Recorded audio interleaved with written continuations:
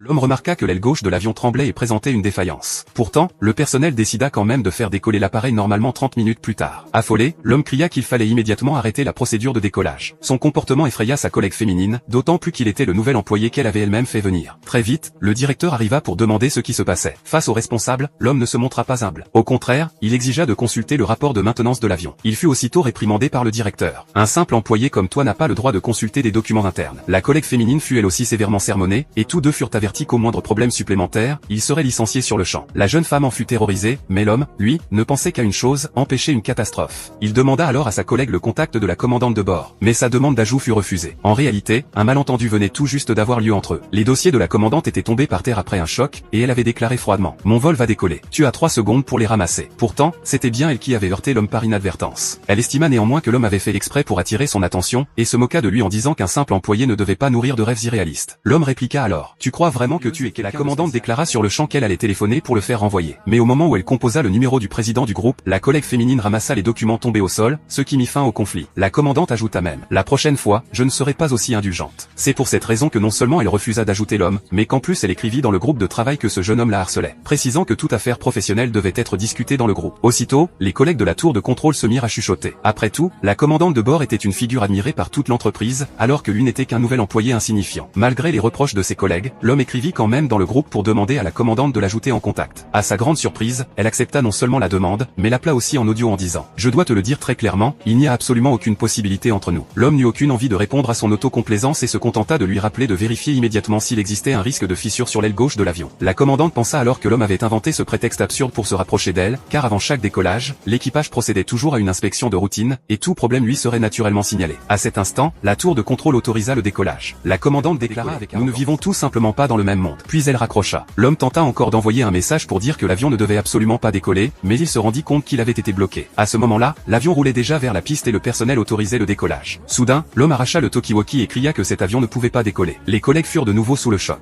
En entendant encore la voix de ce jeune homme, la commandante entra dans une colère noire et l'accusa de plaisanter avec la vie des passagers. Mais l'homme expliqua que c'était précisément pour la sécurité des plus de 300 passagers qu'il refusait le décollage. La commandante cria: en tant que commandante de bord senior, je rejette officiellement ton ordre. Ce qu'elle ignorait, c'est que l'homme n'était pas un simple employé. La veille encore, le président de la compagnie était venu l'accueillir personnellement avec son équipe, car lors d'un précédent vol, malgré la rupture du pare-brise et la perte de réaction du tableau de bord, l'homme avait réussi à poser l'avion en toute sécurité. À présent, l'avion présentait clairement une défaillance, mais la commandante insistait pour décoller. L'homme contacta alors immédiatement le service au sol afin d'installer des obstacles sur la piste pour empêcher le décollage de force. Constatant qu'elle ne pouvait plus décoller, la commandante dut demander au directeur de retirer les obstacles. Celui-ci ordonna aussitôt qu'il soit enlevé. L'homme cria que la structure de l'appareil présentait un énorme danger et qu'il était absolument impossible de décoller. Le directeur, hors de lui, l'accusa de maudire les passagers et lui lança même: si le retard du vol cause des pertes de plusieurs dizaines de millions, peux-tu les assumer? L'homme répondit calmement: et si après le décollage, ce n'était pas seulement des pertes financières? Malgré cela, le directeur ordonna de force qu'on l'emmène, puis informa la commandante que les obstacles avaient été retirés et que le décollage était autorisé. Convaincue que la mise en scène de l'homme était terminée, la commandante fit aussitôt décoller l'avion. Mais à la seconde suivante, l'appareil subit une panne.